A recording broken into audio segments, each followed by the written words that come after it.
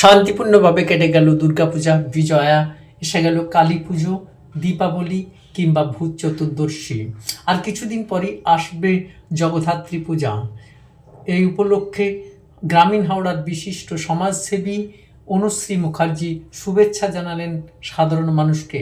এক শুভেচ্ছা বক্তব্যে তিনি সকলের উদ্দেশ্যে বলেন, আশা করি আপনাদের সবাইয়ের দুর্গাপুজো খুব ভালোভাবে কেটেছে। এবারে সামনে আমাদের আসছে কালী পুজো এবং জগদ্ধাত্রী পুজো।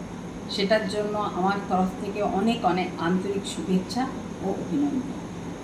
আপনারা সবাই ভালো থাকবেন, সুস্থ থাকবেন এবং সবার সাথে মিলেমিশে আনন্দ করে এই উৎসবটা যেন পালন